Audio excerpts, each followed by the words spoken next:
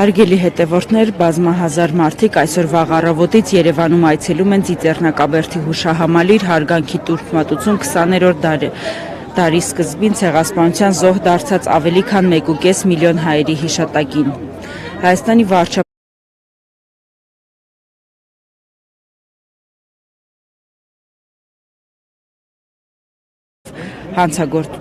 հանցագործությունը հայոց ցեղասպանության ականատես վավերագրողները խորագրով ժամանակավոր ցուցադրությունը նվիրված Մեծ Եղեռնի 110-րդ տարելիցին։ Իր ուղերձում նա շեշտել է, մեջբերում եմ, զարգացած ինքնիշխան անվտանգ, այսինքն սահմանազատված եւ սահմանագտված սահմաններով Հայաստանն է Մեծ Եղեռնի ողբերգությունը վերապրելու միջոցը։ Մեր ժողովրդի բոլոր զոհողություններին եւ զոհերին մեր հավատարմության առհավատչանը, մեջբերման ավարտ։ Հայաստանի երրորդ նախագահ Սերժ Սարգսյանը շեշտը դրել է Եղեռնի ճանաչման քաղաքականությունը չշարունակելու վտանգների վրա, ասելով, որ երկրի գործող իշխանությունները պետք է հավատարիմ մնան պատմական արդարությունը վերականգնելու իրենց փորձին, իսկ հակառակ մոտեցումը չի կարող որակվել այլ կերպ, քան քաղաքական բարոյազրկում եւ ազգուրացություն։ Ցեղասպանության աներկբա իրողությունը չի կարող ներկայացվել որպես խաղաղության խոչընդոտ, հայտարարել է Սերժ Սարգսյանը։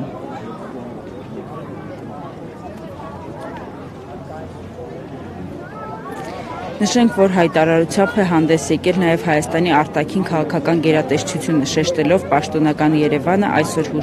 հիշում է անցյալը եւ նայում ապագային, ձգտելով գալիք սերունդների համար կառուցել խտրականությունից եւ բռնությունից զերծ հանդուրժողականության, հարգանքի, մարդու իրավունքների պաշտպանության եւ խաղաղության արժեքների վրա հիմնված միջավայր։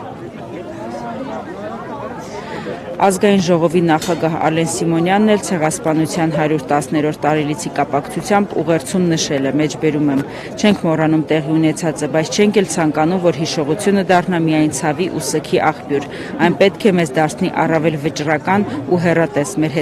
հետագա քայլերում, մեջբերման ավարտ։ Հայ պաշտոնյաներից զատ ուղերձով են հանդես եկել նաև այլ երկրի ղեկավարներ, դիվանագետներ։ Հայաստանում Ռուսաստանի դեսպանությունը սոցցանցում գրել է, մեջբերում եմ. Սգում ենք հայ ժողովրդի հետ միասին Օսմանյան կայսրությունում հայոց ցեղասպանության զոհերի հիշատակի օրվա կապակցությամբ, մեջբերման ավարտ։ Իսկ ԱԳՆ պաշտոնական ներկայացուցիչ Մարիա Զախարովան հայտարարել է, որ Ռուսաստանում հայոց ցեղասպանությունը միշտ ընկալվել է որպես սեփական ցավ եւ դժբախտություն։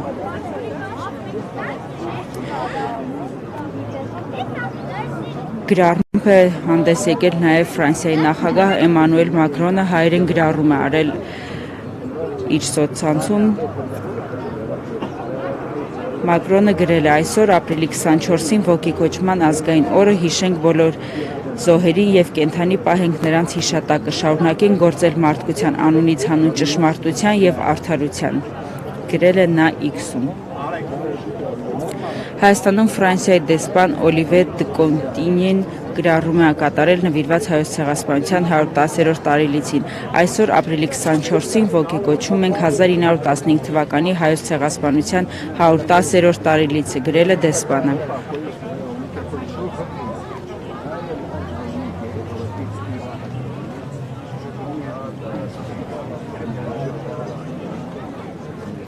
Լիբանանի նախագահ գեներալ Ժոզեֆ Աունն ուղերձ է հղել հայոց ցեղասպանության 110-րդ տարելիցի կապակցությամբ։ Լիբանանի նախագահը իր ուղերձում ընդգծում է, որ ցեղասպանության տարելիցի ոգեկոչումը սոսկ ցավալի պատմական իրադարձության հիշատակ չէ, այլ արդարության, մարդու իրավունքների եւ մարդկային արժանապատվության հիմնարար արժեքների վերահաստատում։ Ցեղասպանության հանցագործությունը չունի եւ չի կարող ունենալ որևէ արդարացում, ընդգծել է Հայաստանի մարդու իրավունքների պաշտպան Անահիտ Մանասյանը։